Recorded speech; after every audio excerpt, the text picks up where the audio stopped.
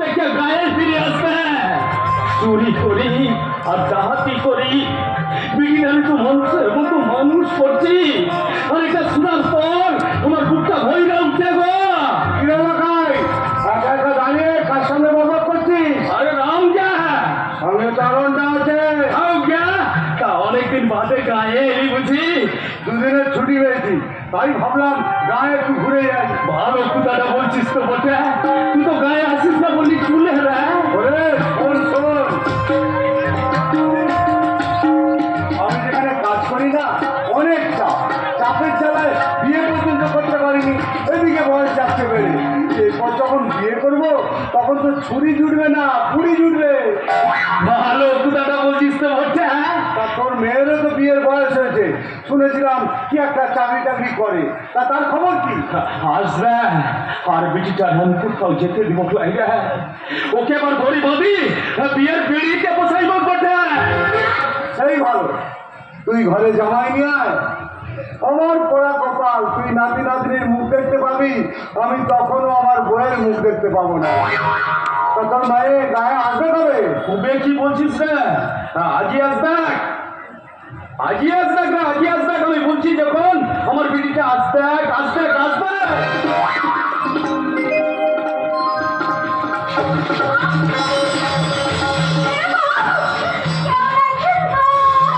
কেমন আছিস রে বিটি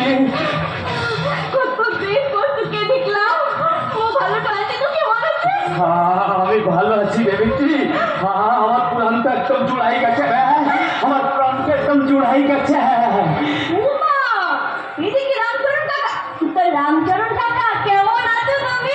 ভালো নেই, তোর কাকিমা দেখাতে পারিনি তাই খুব খারাপ আছে।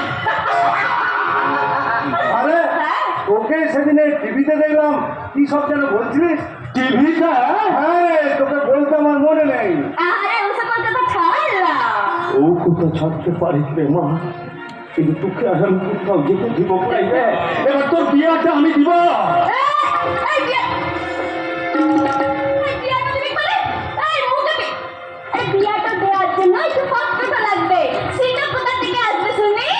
যেই হোক তোর বিয়াটা না দিয়া তোকে আর আমি কোথাও যেতে দিব রে মা এই কথাটা আমি মনে রাখুন বটে আরে মা, তুই এবার ফেসে গেছিস। তোদের মতো মেয়েদের বিয়ে হয়েছে, তোরা সংসারী হয়েছিস, তা দেখতেও ভালো লাগে। বিয়েটা করার লেগে তো একটা পাত্র লাগবে, তাকে কেউ হতে হবে, সুন্দর হতে হবে, শিক্ষিত হতে হবে। আর তোমার মতন ক্রিমিনাল হবে। তুমি এখানে You are under arrest, Madhurana. দাদা বাবু, তুমি এখানে? আমার সব গুলিয়ে যাচ্ছে। তোমার হাতে পিস্তল? ইয়েস, আমার হাতে পিস্তল, আর এটা আমার লাইসেন্স পিস্তল। কারণ আমি যে প্রফেশনে আছি সেখানে এই পিস্তলটা থাকাটা যে খুব স্বাভাবিক ব্যাপার। আমি একজন প্রাইভেট ইনভেস্টিগেটর, যাকে বাংলায় বলে গোয়েন্দা। তুই কে রা আমার পিঠির মাথায় পিস্তল লড়ছিস তাও আমার গায়ে আসি মারি তো লাশটা ভেঙে গেল বাবারে, ওর বাপকে রাত টুকু দেখতে দিন দিন পেমেন্টটা যাচ্ছে, নিজের জামাইয়ের লাশটা ফেলতে চাইছো? যাও কেন রোহন। আচ্ছা রোহন, হঠাৎ তুমি আমার দিকে পিস্তল তাক করছো কেন গো? বলবো বলবো বলবো, সব তোমায় বলবো। এই যেমন সমাজের এতগুলো মানুষের মধ্যে থেকে খুঁজে খুঁজে ক্রিমিনালদের বার করাটা যেমন কাজ, ঠিক যেমন তোমায় খুঁজে বার করেছি। আমি এটা বুঝতে পারছি না তুমি কি বলতে চাইছো। সব বলছি, তার আগে আমার কিছু প্রশ্নের উত্তর দাও তো একবার। দিল্লির প্রখ্যাত ব্যবসায়ী হরিপ্রসাদ সিংকে মার্ডার করার সময় তোমার নাম ছিল প্রীতি। মুম্বাইয়ের কুখ্যাত সমাজবিরোধী সন্ত্রাসবাদী অমরনাথ সিংকে মার্ডার করার সময় তোমার নাম ছিল উর্মিলা। আর হায়দ্রাবাদের সোনা ব্যবসায়ী করণদাস আগরওয়াল, তাকে তো তুমি খুন করেছো, বাকি তুমি। তখন তোমার নাম ছিল আমিনা বিবি। কি মাধুরীলতা, কি ভেবেছো আমি কিচ্ছু জানি না? হ্যাঁ বলো। আরে বাবা, ভুল জায়গায় মেরে ফেলেছি রে, লেগে যাচ্ছে নাকি? আসলে তোমার হাতের পিস্তলটা ঠিক মানাচ্ছিল না। মাধবী এই কি যেন বলছিল? এই কি যেন বলছিল? মার্ডার। ওই তিনটে মার্ডার আমি করেছি। Yes! কিন্তু তার কোনো প্রমাণ নেই। তোমার স্বীকারোক্তি তার প্রমাণ পাখি। না, আমি তো মিথ্যা কথা বলতে পারি না। তবে হ্যাঁ, এই পশ্চিমবঙ্গে এসেছি না আমি আরো একটা মার্ডার করতে। তবে এত তাড়াতাড়ি নয়, চ্যালেঞ্জ হইল, যদি আমার বিরুদ্ধে কোনো প্রমাণ জোগাড় করতে পারো তাহলে আমি থাকবো পুলিশের ওই মাঝখানে। কিন্তু তার আগে তো নয়।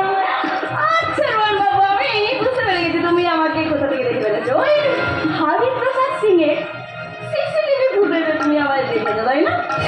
আরে বাবা রোহন, ওই ভিডিওটা না আমি নিজের হাতে ডিলিট করে দিয়েছি। Yes!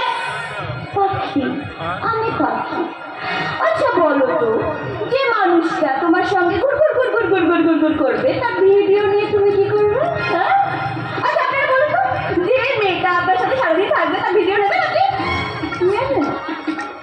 ঠিক আছে, যখন গোয়েন্দা বাবু জেনে গেছে যে আমি কি করি, তাহলে আজ থেকে আমার বিরুদ্ধে প্রমাণ জোগাড় করা শুরু করো তাহলে। ওকে পাখি, আই অ্যাকসেপ্ট ইউর চ্যালেঞ্জ। ওকে ওকে, তাহলে আমিও চললাম। রোহন, সেদিন তোমাকে না বললেও আজকে সকলের সামনে বলছি, আমি তোমাকে ভালোবাসি। হ্যাঁ রোহন বাবু, আমি তোমাকে খুব ভালোবাসি। মারতে চেয়েছিলেন আমাকে? নাও, মারো। ভালো থেকো। মাধবী, চলবো। আমি কিন্তু পুলিশের কাছে